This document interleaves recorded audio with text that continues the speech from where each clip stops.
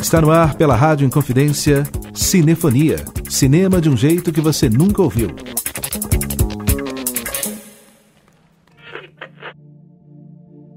Sejam bem-vindos ao Texas, bitches. PAPO, o Magrelo. PH é o Texas. Neves e Betim, Texas. Santa Luzia, Texas.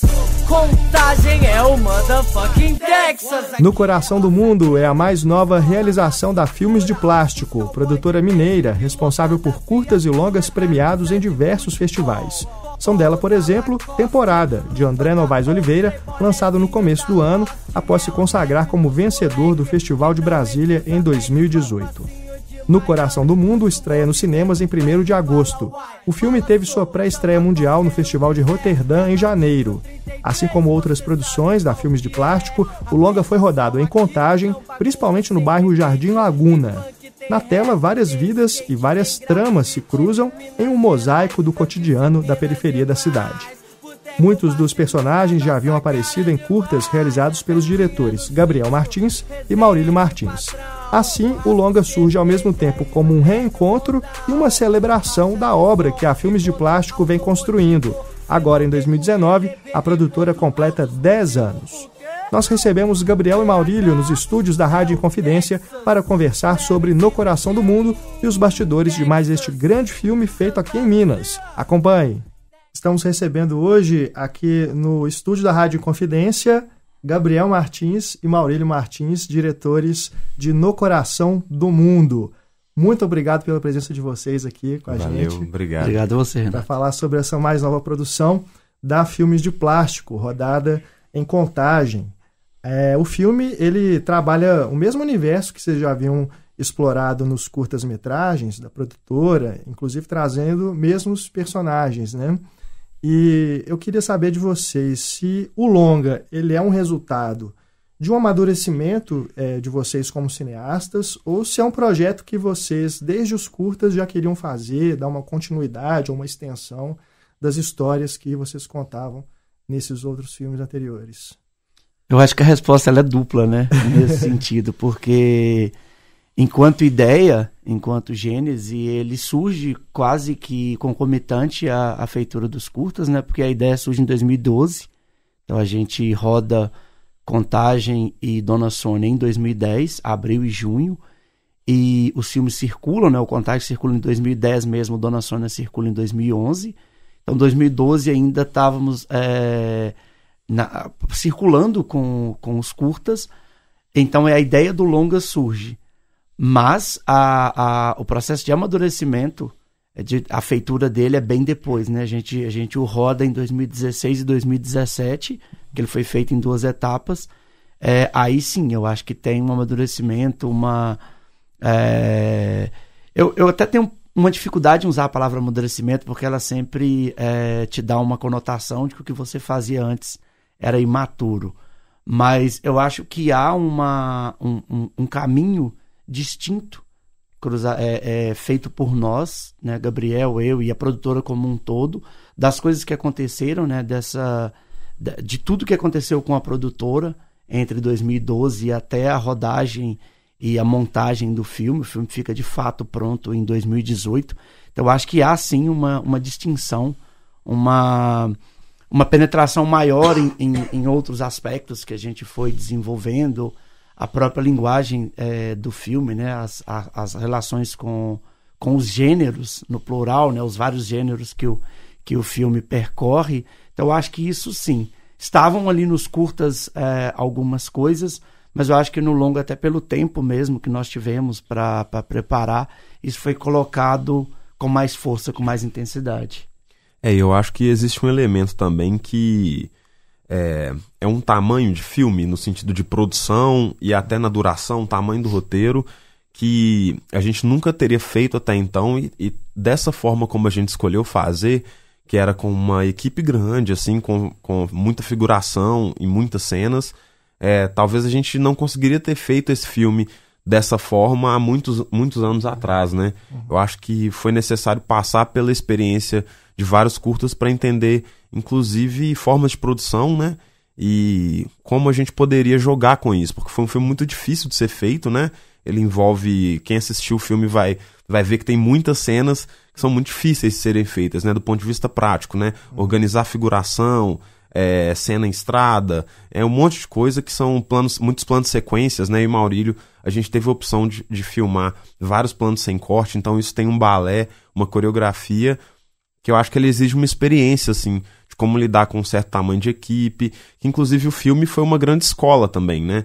Porque a gente nunca tinha feito um longa desse tamanho. O longa anterior da produtora tinha sido Ela Volta na Quinta, que foi de uma equipe drasticamente menor, né? Uma equipe que cabia em uma van, e nesse caso a gente já teve muito mais pessoas, né? Foi um filme que envolveu muito mais gente, 6 semanas de filmagem na primeira etapa e mais uma segunda etapa, então eu acho que são desafios, assim, que o Coração do Mundo ele tem um tamanho de produção que é equivalente a muitas produções grandes do Brasil, assim, né? Muitas produções de produtoras independentes como a gente. Então, ele é um filme grande nesse sentido, né? Em vários sentidos possíveis, né? E ele foi rodado depois do Ela Volta na Quinta e antes do Temporada, né? Mas o Temporada saiu nos cinemas primeiro, né? Sim, parte inclusive desse desafio do filme, a gente rodou no Coração do Mundo em 2016, e um ano depois a gente rodou Temporada, e o No Coração do Mundo é um filme que tem muitos personagens, né? Então eu e Maurílio começamos a montagem do filme, e depois o Guto Parente, que é um cineasta de Fortaleza, entrou para colaborar com a gente no filme, né? E é um filme que a montagem foi muito difícil, né? A gente conseguia achar um equilíbrio entre os personagens, entre o tempo de tela, entre a forma como a história ia ser contada, e que a gente filmou muita coisa também, né? Poderia ter sido uma série no Coração do Mundo, e aí achar esse espaço de um longa foi mais desafiador, talvez, que o Temporada, que é um filme que ele é mais guiado por uma personagem, né? Ele tem talvez uma narrativa que ele é um pouco mais direta, então a Temporada, surpreendentemente, não foi uma coisa totalmente planejada, né? O Temporada ficou pronto mais rápido, né? Bem mais rápido. Tem uma coisa que é... Só quando você volta nessa perspectiva que você vai entendendo. Quando você falou, foi rodado um ano depois do Temporada, é que eu me dei conta agora também que a segunda etapa, porque nós tivemos que filmar 5 semanas em 2016, entre agosto e setembro, e uma cena, enfim, que é bem complexa no filme. Parte dela havia sido filmada em 2016, mas nós não tínhamos a menor condição de prosseguir naquela época por conta de agenda. Então nós voltamos em 2017, em abril, para filmar. Então foi mais uma semana de filmagem, e é no mesmo ano do Temporada. Então assim, o filme, meses antes de rodar o Temporada, a gente ainda estava rodando. E depois que rodou o Temporada, nós ainda voltamos mais uma última vez lá no Laguna para fazer as cenas do crédito do filme.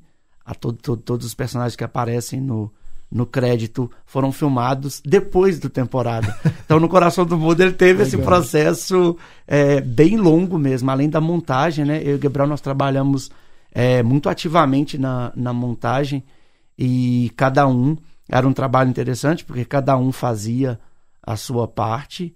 Então, trabalhava pelo tempo que achava que era necessário, avisava o outro que havia terminado, o outro prosseguia, mas ainda assim, mesmo a gente trabalhando ativamente, nós levamos quase um ano para de fato ter um corte que nós falássemos, ok, isso sim é um corte que dá para mostrar. E foi quando nós começamos a mostrar o filme para as pessoas, e que aí entra o Guto nessa reta final e chega nessa montagem que ficou. Então foi um processo, e que ele é muito distinto do Temporada. O Temporada foi uma coisa muito mais suave, né? Tanto a rodagem quanto a montagem, que foi relativamente rápida. O processo da Temporada foi muito tranquilo, assim.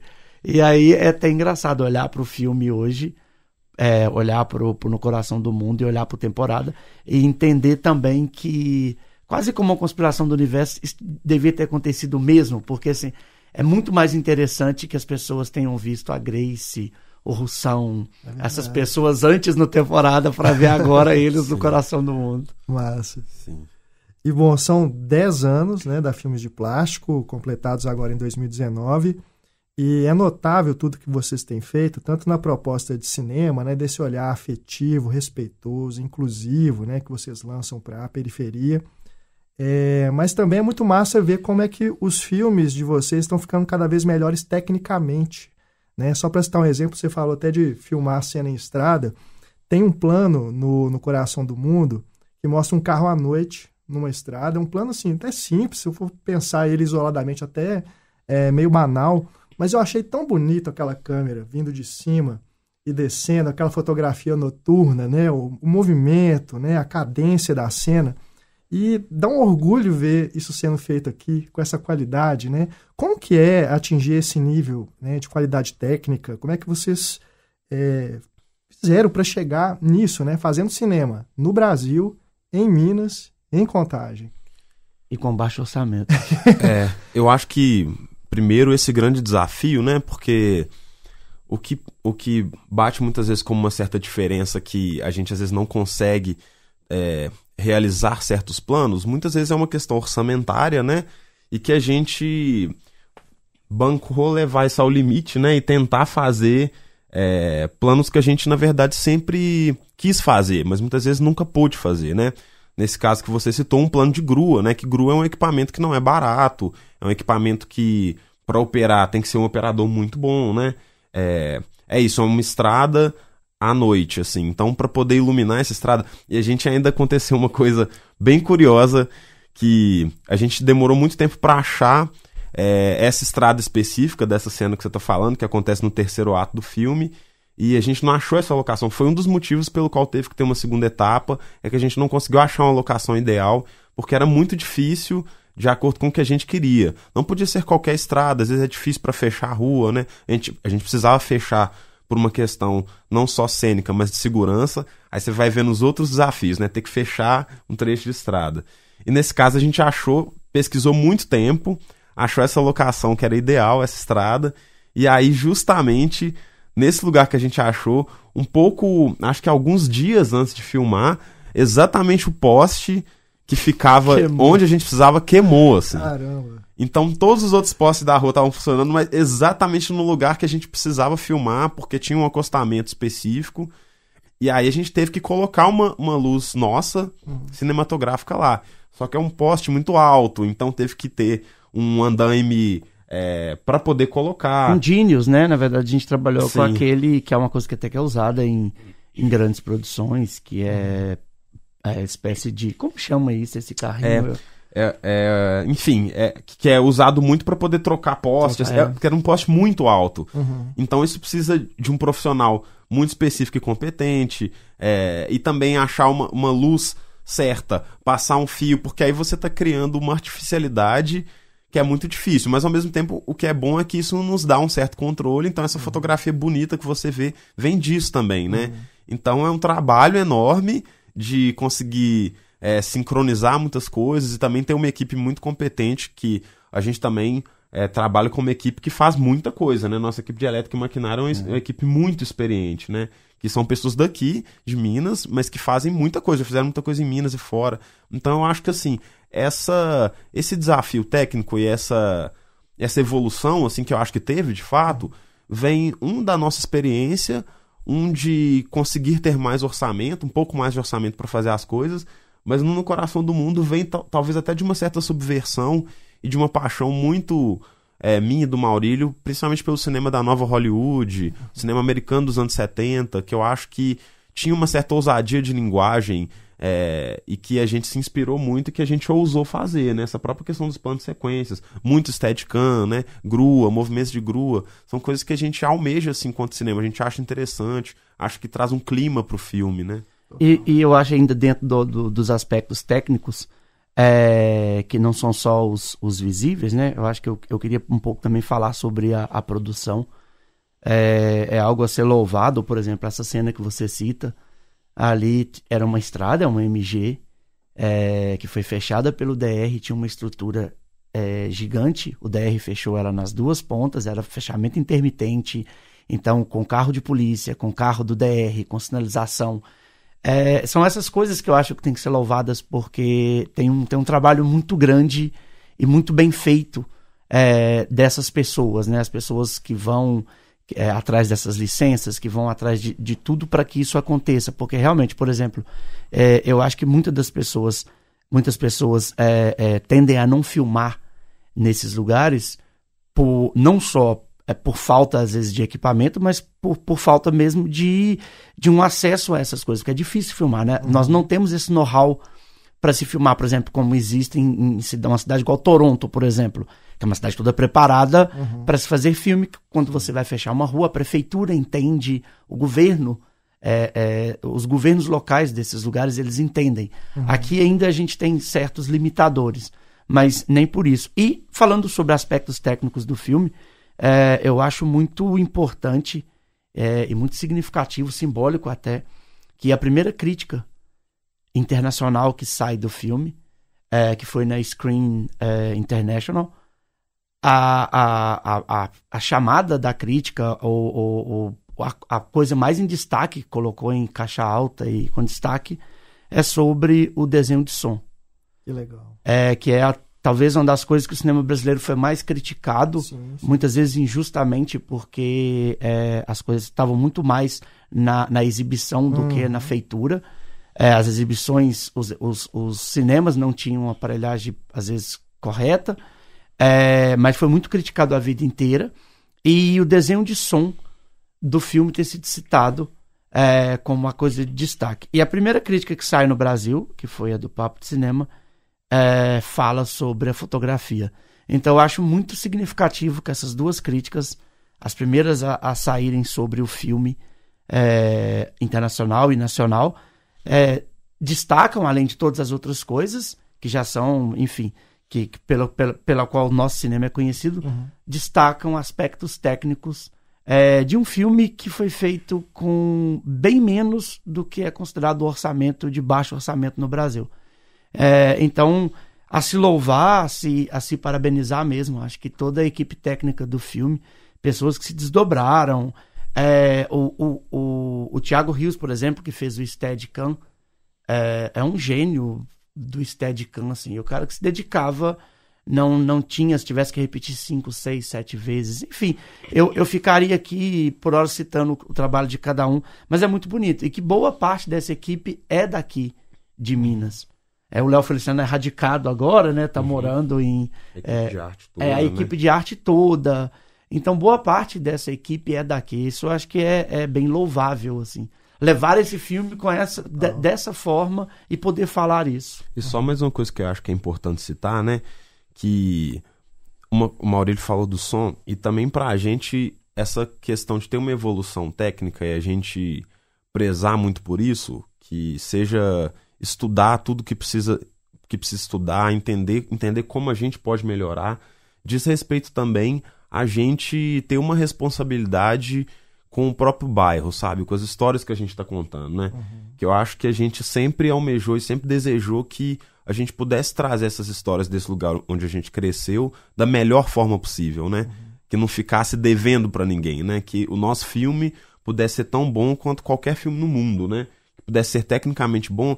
E quando eu falo assim, não é desmerecendo quem não consegue alcançar esse lugar, porque como eu já falei, ele é também um lugar financeiro, né? E que nem sempre a gente mesmo não podia acessar lá atrás, né? E aí, às vezes, quando a gente vê em comparação... Foi muito engraçado quando a gente estava mixando o filme foi mixado em Porto Alegre, quando a gente estava mixando, teve uma exibição que passou Contagem e o Dona Sônia, que são os dois curtas que dão origem.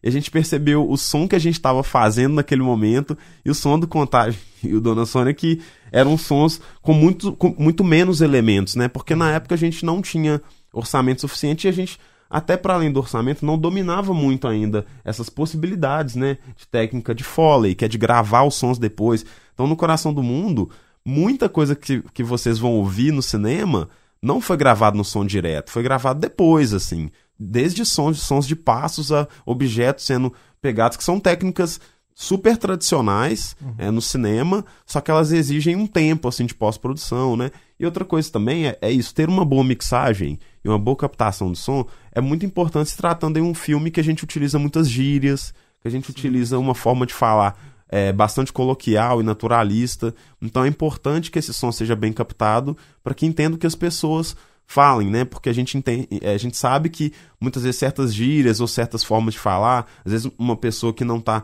tão acostumada a atuar fala um pouco mais para dentro. Então, se você tem um som bom e uma mixagem boa, você torna aquela pessoa, a linguagem daquela pessoa mais acessível para mais pessoas, né?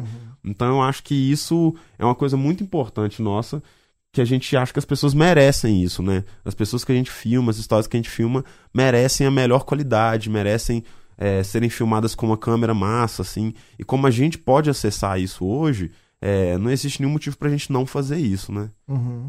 Pegando carona nisso que você falou, Gabriel, queria que vocês comentassem sobre as suas inspirações para criar os personagens do filme. A gente vê que tem muito ali do dia a dia, da comunidade, né?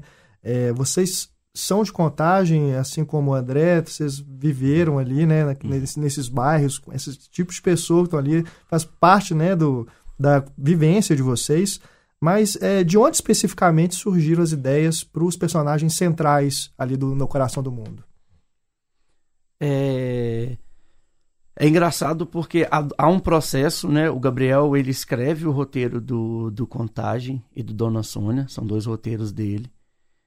Esses personagens lá no início, eles estavam muito mais a serviço da narrativa do que, né? Nos curtas eram personagens que nós nunca paramos para pensar sobre eles, mas quando veio a ideia de escrever, de se juntar esses 2 curtas no mesmo universo, de se expandir, de trazer novos personagens, a gente começou a discutir muito sobre quem seriam essas pessoas, e acho que vale frisar, Gabriel e eu, a gente, desde quando a gente se conheceu na faculdade em 2006 e em todos esses anos, uma coisa que a gente sempre discutiu, mesmo assim, quase que diariamente, era sobre personagens.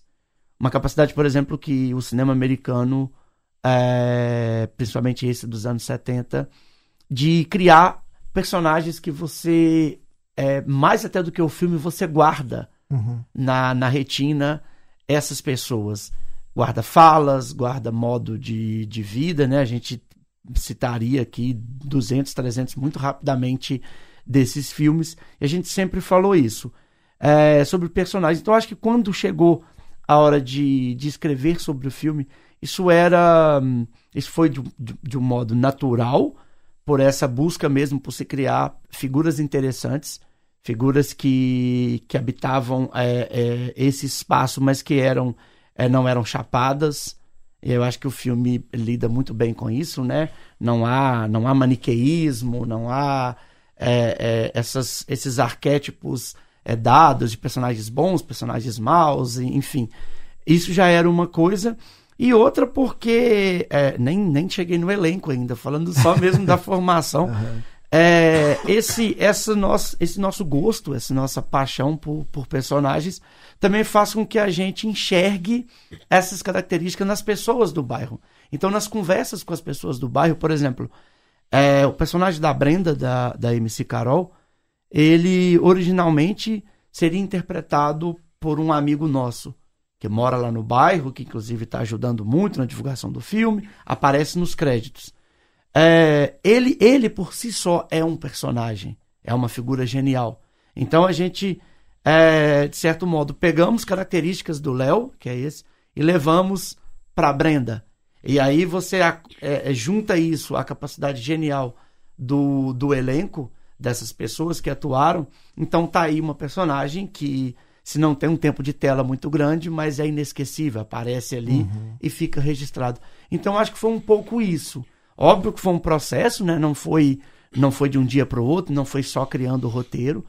Essa discussão ela seguiu até a véspera da filmagem. Por exemplo, a personagem da Selma, da Grace, foi uma personagem que foi discutida e foi sendo moldada até a véspera, mas isso eu acho que o ponto principal é a paixão minha e do Gabriel por esse tipo de cinema, um cinema que investiga personagens, que vai atrás disso, que dá voz, que dá vazão, que dá formas para que esses personagens apareçam, surjam, cresçam. E acho que inclusive por coisas que iam acontecendo ao longo do filme. A personagem da Selma, que interpretada pela Grace Passou, ela tem questões de arquétipos também, né? E é uma personagem que tem uma referência um pouco num amigo do Maurílio, que era muito empreendedor, né? Uma figura que sempre estava fotógrafo, tinha muitos empreendimentos, então aquela profissão dela. E a personagem da Dona Fia, que é interpretada pela Glaucia Van der Velde, que é a mãe do Marcos, durante o filme, nos ensaios, a gente foi começando a tomar mais inspiração na Dona Dulce, que era a dona da casa, né? Onde a gente foi filmado. Então a gente estava, enfim, vizinha do Maurílio por muito tempo, e por estar filmando lá na casa dela e até ensaiando, né? A gente chegou a fazer ensaio lá, então a gente vendo, a Gláucia vendo ela no cotidiano, a gente começou a entender, então é essa mãe aqui que a gente quer fazer pouco, E a Gláucia, né? fez uma espécie de oficina com ela, né? Sim. Foi conversar com ela, então tem isso também. Que a própria profissão, né? Também a gente pegou uma profissão que ela tinha, que era de fazer os produtos caseiros e sair vendendo pelo bairro. Então, muitas coisas assim, de várias pessoas, né? A personagem da Bárbara Collin mesmo, que é a Rose, que tem um salão, é isso, a gente observou muitas pessoas do próprio salão, que acabou não entrando tanto no filme, né? Não entrou no filme as cenas dentro do salão, mas foi uma vivência também com o salão que é real, de pessoas próximas a ela, de estilo físico próximo, assim, que esteticamente e na forma de viver, de tocar o salão, tem características que são do bairro, né? Uhum. Então, tiveram às vezes inspirações que não foram diretas, tipo, é baseado nessa pessoa, mas numa junção de várias características de pessoas ali. E é isso, o próprio Marcos, que é interpretado pelo Léo Pirata, o Pirata passou um tempo, assim, com os caras no bairro, assim, caras que são muito parecidos com o que o personagem dele é, assim, e virou amigo, assim mesmo, né? Isso até antes do filme começar, né? Uhum. Então, acho que teve essa vivência, assim, também, de poder entender onde que você estava entrando, e ao mesmo tempo cada ator colocando muito de si, né? Sim. Porque na verdade a gente pensando que esse elenco principal, a maioria não são pessoas que cresceram no bairro, mas são pessoas que vêm de outras realidades até muitas vezes parecidas, né? Ou pessoas que entendem aquele lugar, ou pessoas que têm um jeito que é muito específico deles, a própria MC Carol, né? Que na verdade a MC Carol vem lá de Niterói, mas ela é praticamente um duplo do Léo, que foi a inspiração. Porque o jeito de falar, o jeito de lidar com o humor é muito parecido, né? Uhum. Eles são realmente, assim, um masculino e um feminino de um mesmo arquétipo, de um mesmo estilo de pessoa, assim. Então, acho que a gente também sempre tem nos nossos filmes essa coisa de quem tá interpretando colocar muito de si, né? Massa. E tem muito de inspiração cinematográfica no filme também, né? A Escola Estadual Carlos Reichenbach foi o máximo, aquilo ali. Na hora que eu bati o olho, assim, não só de lembrar, né, desse momento da escola, que a gente tira essa foto, né, com o nomezinho ali, eu tenho também nos meus álbuns lá com a minha mãe, mas de ver o nome do Carlão ali, que eu acredito que é uma referência, sem dúvida, né, para vocês. É uma referência e uma homenagem também, sim, porque talvez o Carlão, ele é responsável por um certo ponto de virada nosso, diria que sentimental, para colocar numa palavra que provavelmente ele usaria, que quando a gente passou o Contagem, o nosso curta em Brasília, em 2010, ele estava no público, né? E a gente, inclusive, lá do palco, dedicou a sessão a ele, ao Inácio Araújo, que estavam lá. E aí, o Ricardo Prete, que já era amigo nosso, lá tava do lado do Carlão, e logo depois da sessão ele falou que o Carlão ficou extasiado durante o filme. No outro dia, no café da manhã, a gente foi conversar com o Carlão, ele falou coisas lindas sobre o filme, e pra gente, naquele momento que a gente tava meio que começando, assim, né, tinha 1 ano de filmes de plástico, assim, eu já tinha um certo percurso na crítica de cinema, mas como realizador era uma coisa meio nova pra gente. Então, tem uma pessoa que a gente admirava muito, assim, que é um cineasta que já escreveu seu nome na história, validando um trabalho seu, e não validando, assim, de uma forma afetiva mesmo, né? Foi incrível, assim. E para além disso, né? Para além do que a gente já viveu no festival, foi muito emocionante, assim. Quando o Carlão volta de Brasília, acho que no dia seguinte à exibição ele já foi embora do festival, né? Quando ele chega, existe um blog Olhos Livres, né? Do Carlão, ele fez um post, assim, que ele tirou uns prints do filme, acho que do DVD do filme que a gente tinha passado para ele, e fez um post no blog Olhos Livres que o título era Fez-se Luz em Contagem, né? Então ele quase que inaugurou essa ideia de um polo de cinema em Contagem, que o Inácio até hoje fala sobre isso, né? Usa esses termos, mas ele colocar esse post foi um post que ele é esteticamente muito bonito, assim. Então ele falava do filme, fazendo inclusive a piada que duas coisas que ele gostava de Contagem, o nosso cinema e os sucos Vilma, que ele descobriu que vinha. Então ter essa coisa de uma pessoa que a gente é fã, falar do nosso filme dessa forma, né? E fazer um post, dar um destaque pro filme, e depois ficou falando muito tempo do filme no Facebook, né? Eu acho que pra gente foi um presente, assim. Então, na verdade, o Carlão já tinha sido homenageado no 15, que é um curta do Maurílio, no final, né? Um filme dedicado a ele, né? Agora, tipo, no Coração do Mundo, fazia muito sentido, né? Que, na verdade, é uma coisa que a gente gosta de fazer nos filmes, né? Que é essa ideia que hoje é super popular de easter egg, né? De ficar colocando umas coisinhas ali pro espectador, a gente gosta de fazer isso também. E nesse caso teve tudo, teve uniforme, até hoje tem os uniformes lá, Escola Estadual Carlos Rachimbar. E óbvio, né, isso do Carlão, acho que é a mais notória, porque ela é nominal, né, ali, tanto a referência quanto a homenagem, mas esse plano especificamente é o nosso plano Brian De Palma. É muito engraçado porque esses dias eu estava até pensando que a gente acho que deve ter guardado em dos escritos, né? Porque o Gabriel nós fizemos uma decupagem no papel, então nós íamos para a casa da mãe dele, passávamos o dia inteiro decupando o filme e essa especificamente eu lembro do Carlitos Way, né? A gente citando... Carlitos Way, dublê de corpo, e né? Dublê de corpo. Então, assim, a gente vai navegando mesmo nessas referências, a gente sempre partia de... E é muito engraçado quando você volta e vai olhar as discussões, porque permanece muito pouco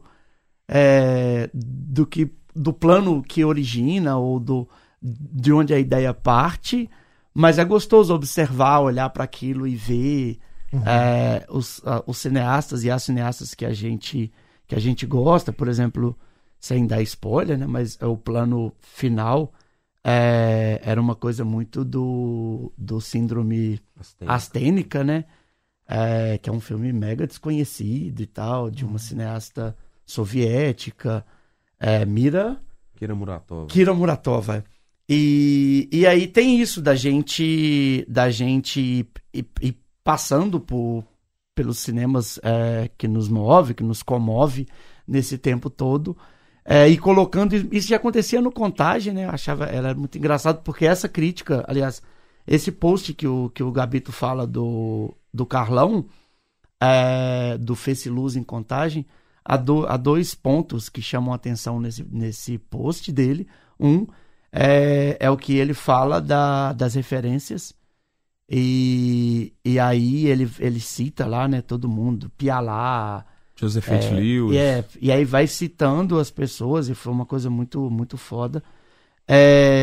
E o outro é que ele falava, o filme foi feito, o Contagem foi feito em vídeo, né, e fizemos um processo de transfer para película. O filme foi exibido em 35mm Cinemascope em Brasília.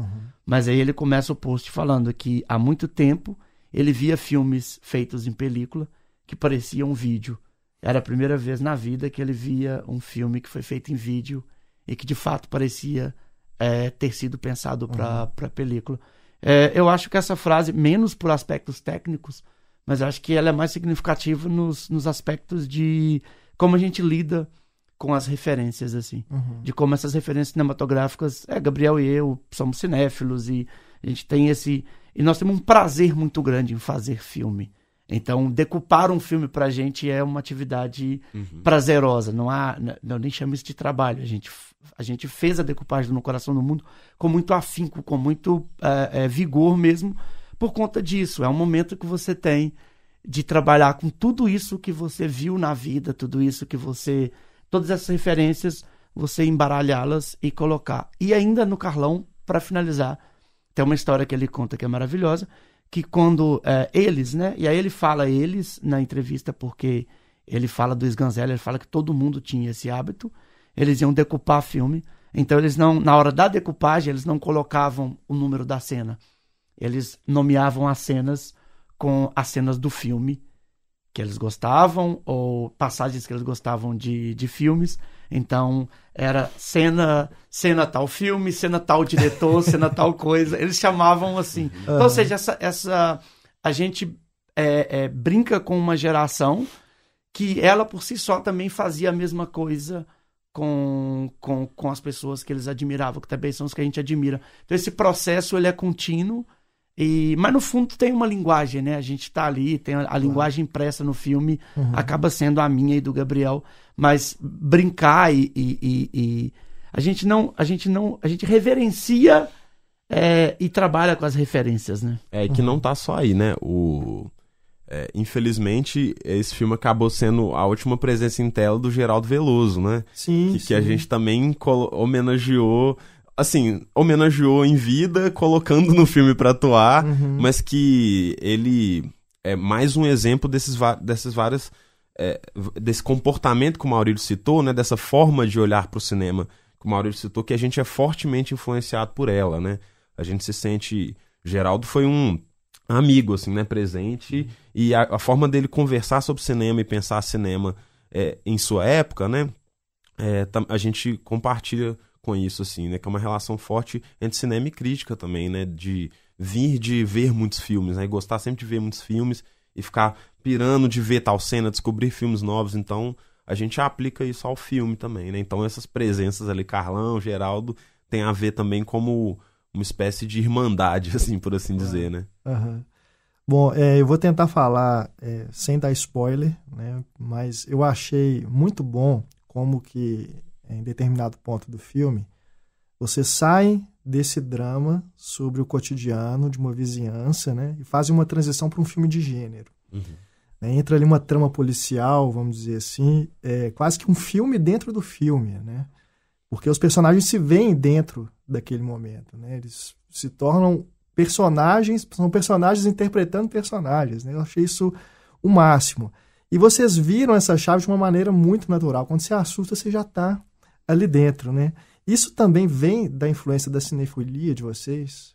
De Sim. Levar, né, esse momento diferente. Ali. Você está vendo uma coisa, acompanhando ali esse mosaico, né, de personagens, de vidas, e de repente você fala assim, né, isso aqui virou uma outra coisa. Eu acho que eu acho assim, tem uma primeira coisa que é quase uma vontade adolescente de fazer esse filme de ação também, né?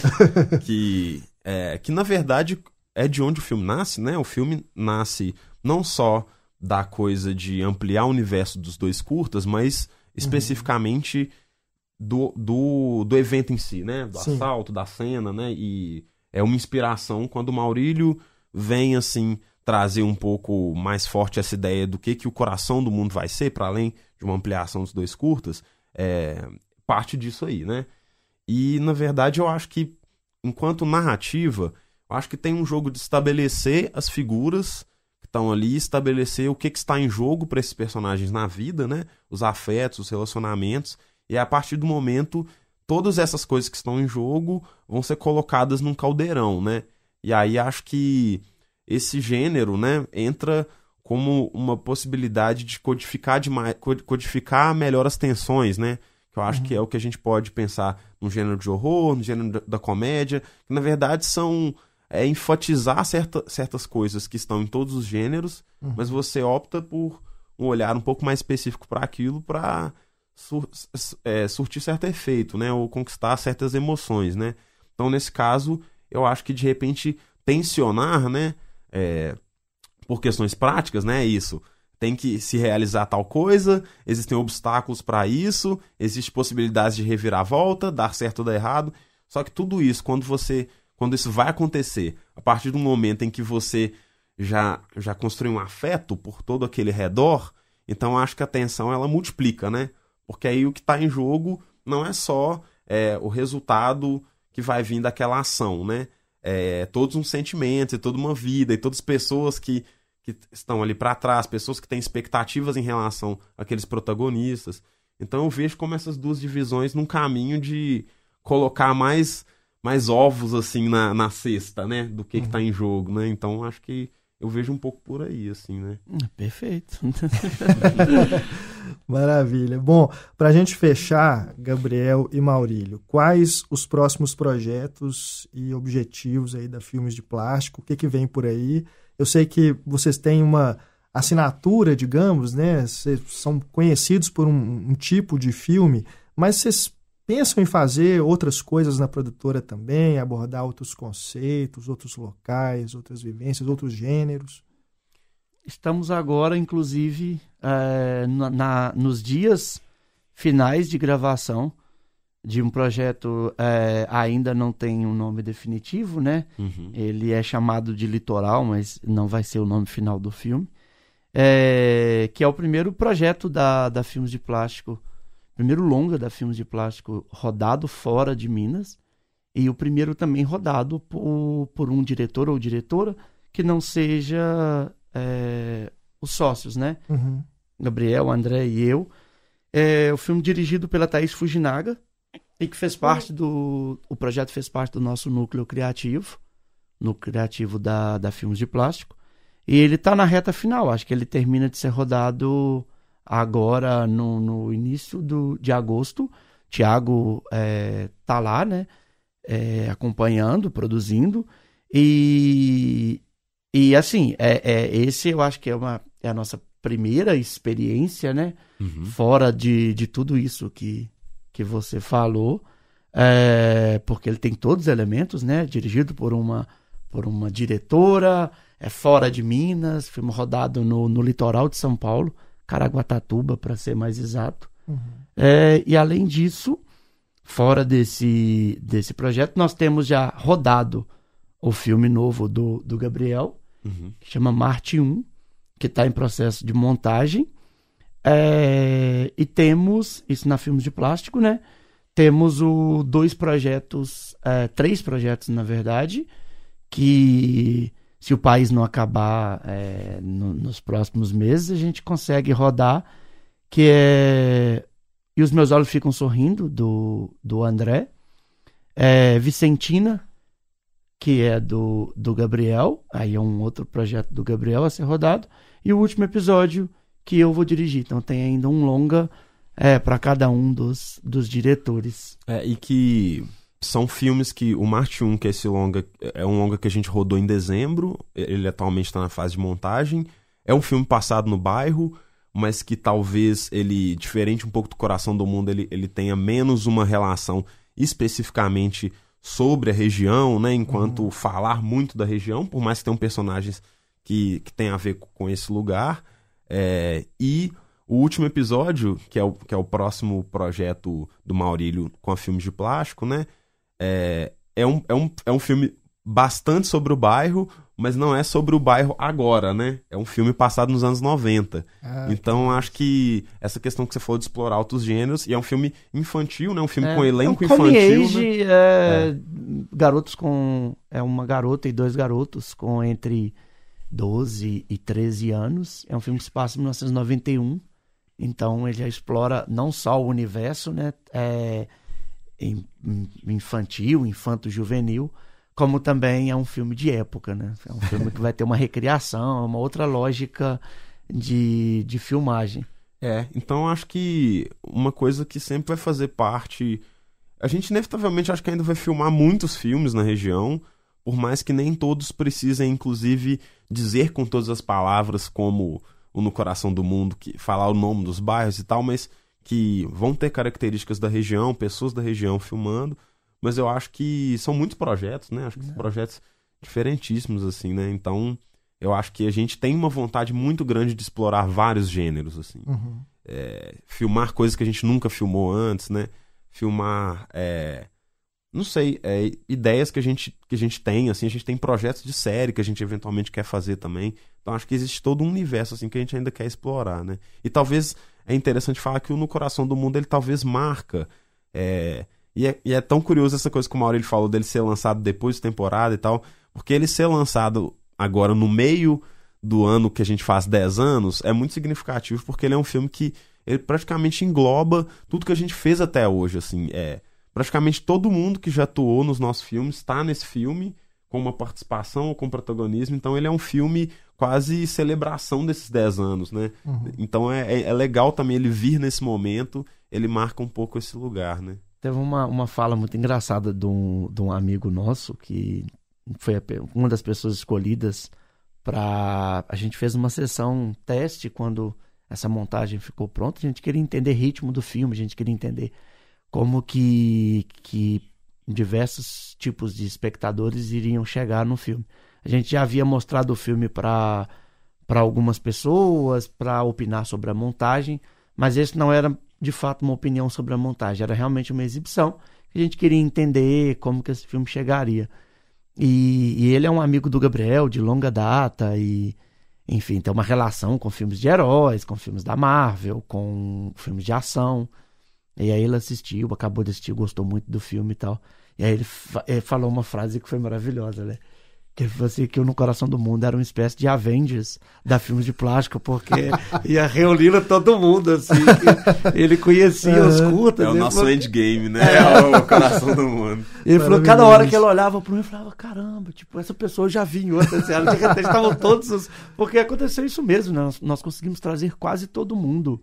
Quase todos os atores que já haviam trabalhado com a gente nos curtas, a gente foi colocando e encaixando no filme. Assim, então, é uma sucessão de rostos conhecidos, né, que vão aparecendo no filme. Sim. Muito bom. Gente, muito obrigado pela entrevista, pelo papo. Demais. Parabéns pelo filme e muito sucesso, não só com o lançamento dele, agora no circuito comercial, mas também com os próximos projetos, vida longa aí a Filmes de Plástico. Muito obrigado. Valeu demais, né? Reforçando, No Coração do Mundo estreia nos cinemas em 1º de agosto. Inclusive, o filme vai estrear em Contagem, em um cinema que fica na região onde as filmagens aconteceram. Os ingressos já estão em pré-venda. Garanta o seu. BH é o Texas, Neves e Betim, Texas, Santa Luzia, Texas, Contagem é o motherfucking Texas. A fábrica de monstros é o Texas. Termina aqui Cinefonia. Cinema de um jeito que você nunca ouviu.